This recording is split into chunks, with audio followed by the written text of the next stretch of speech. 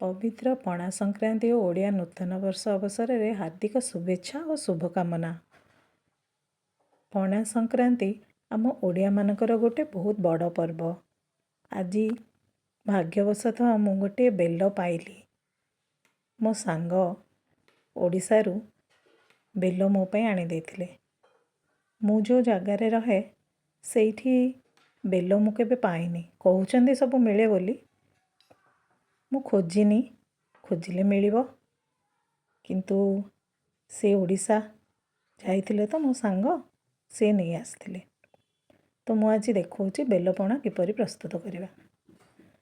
ପ୍ରଥମେ ବେଲକୁ ଭାଙ୍ଗି ତାର ଭିତରେ ଥିବା ସବଷ୍ଟ୍ରାଟକୁ ଆମେ କାଢ଼ିବା। ବେଲପଣା ଏହି ବୈଶାଖ ମାସରେ ଆମ ଓଡ଼ିଶାରେ ଗୋଟେ ବହୁତ ରେଗୁଲାର ଜିନିଷ। ପ୍ରାୟ ସମସ୍ତଙ୍କ ଘରେ ବେଲଗଛ ଥାଏ। ସେଥିରୁ ବେଲ କାଢ଼ି ଏଇଟା ଗୋଟେ ନୀତିଦିନିଆ ପର୍ବ, ବେଲପଣା ବନେଇବା। ଆଉ ଏଇଟା ଆମ ସ୍ୱାସ୍ଥ୍ୟ ପକ୍ଷେ ମଧ୍ୟ ବହୁତ ଭଲ। ପେଟକୁ ଥଣ୍ଡା ରଖିଥାଏ। ବେଲର ଆମେ ଏମିତି ସବୁ ତା ଭିତରୁ କାଢ଼ି ଦେଇ ତାକୁ ଆମେ ମିକ୍ସ କରିବା ପାଣି ସହିତ।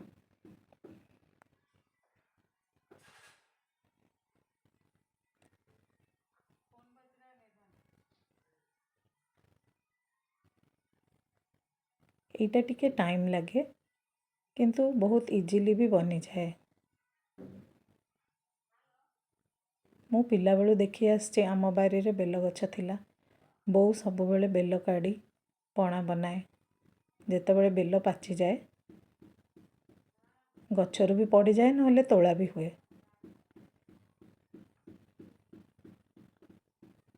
ଏବେ ଦେଖନ୍ତୁ ଆମେ ସବୁ ତାର ଏକ୍ସଟ୍ରାକ୍ଟ କାଢ଼ିଦେଲେ ସେଇଟା। ତ ବର୍ତ୍ତମାନ ପାଣି ପକାଇ ତାକୁ ଆମେ ଚକୁଟିବା।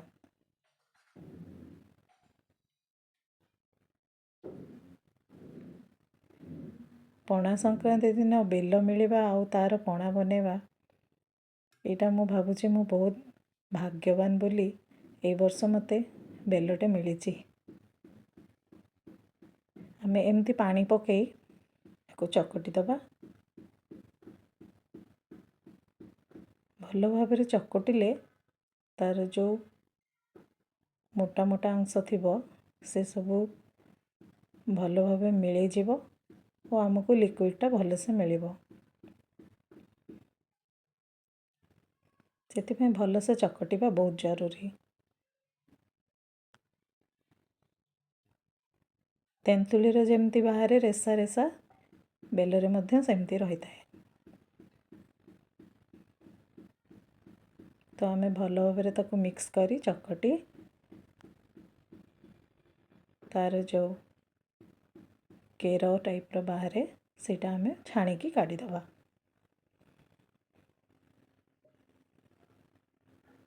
ଏମିତି ଗୋଟେ ଜାଲି ଛଣା ଆଣି ସେଇଥିରେ ଆମେ ତାକୁ ଭଲ ଭାବରେ ଛାଣିକି କାଢ଼ିଦେବା।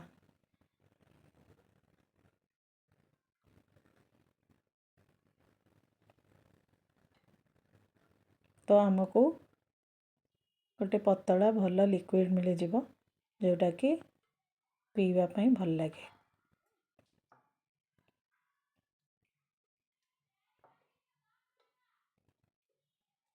ପାଣି ମଝିରେ ମଝିରେ ଆଉ ଟିକେ ଦେଇ ତାକୁ ଭଲ ଭାବେ ଚକଟି ଏମିତି ଛାଣିଦେଲେ ତାର ପୁରା ରସଟା ବେଲର ବାହାରିଯିବ।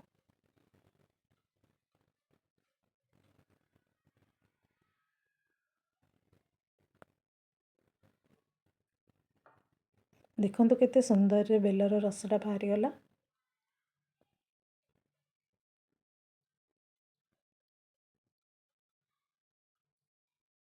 ଏବେ ମୁଁ ତାକୁ ସେଇ ଆର କଣ୍ଟେନରକୁ କାଢ଼ିଦେବି,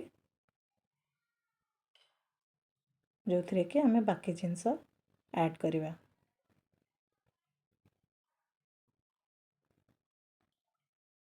ଏଇ ଟାଇମ୍ରେ ଆପଣ ଆଇସ୍ କିମ୍ବା ଚିଲ୍ଡ ୱାଟର୍ ଏଥିରେ ଆଡ଼୍ କରିପାରିବେ। କାହିଁକି ନା ଏଇ ବେଲ ରସଟା बहुत मोटा अच्छे।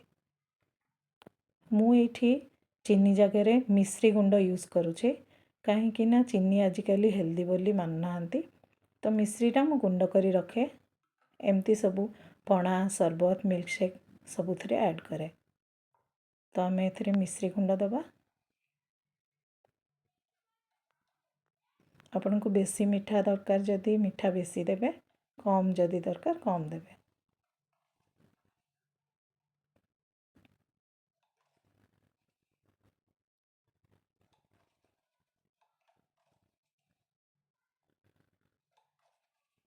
या संगरे आमे किछि गोलमरीच गुंड मध्य ऐड करिबा जोटा कि फ्लेवरटा और टिके बढ़ाई दबा।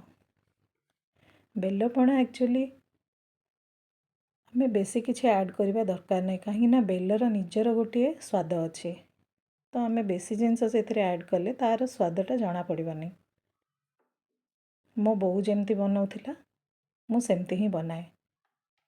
मिठा दिया हबो आउ गोलमरीच गुंड दिया हबो आउ आइस किंबा चिल्ड वाटर ऐड करिकी वर्तमान आपण सर्व करि परिबे। एटा रेडी हे गला। मु आज भगवान को पाखरे मध्य एई बेलपणा चढ़ई आम पणा संक्रांति ट्रेडिशनटा रखिछि। एई बेलपणा ही प्रसाद आकार रे मु चढ़ेली भगवान को।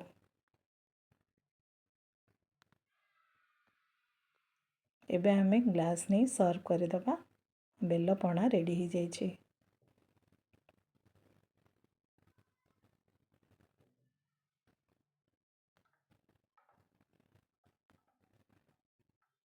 टिके ठंडा रहिले चिल रहिले भल लगे पणाटा।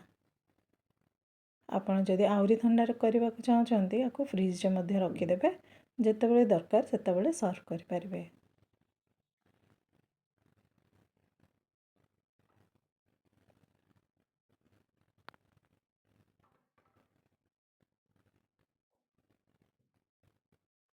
मु भगवान को पाखरे प्रसाद लगेला परे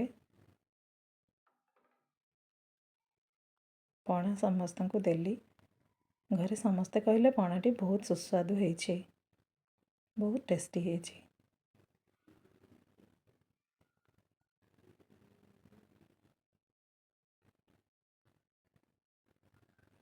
चैत्र और बैशाख मासरे एई पणा सबु प्रकार माँ को पाखरे चढ़ा जाए।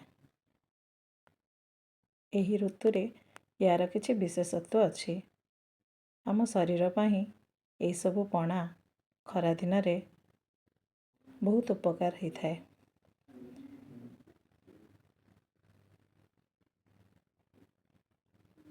माँ मंगला, माँ दुर्गा, भगवान समस्त को भलरे रखंतु। एया ही सबु बेले मोर कामना।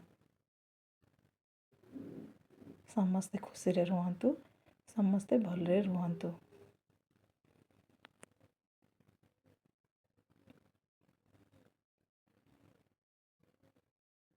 आपण मध्य एहिपरि बेलपणा प्रस्तुत करी निजे पियंतु और घरे समस्त को सांग मान को समस्त को देई परिबे। जय जगन्नाथ।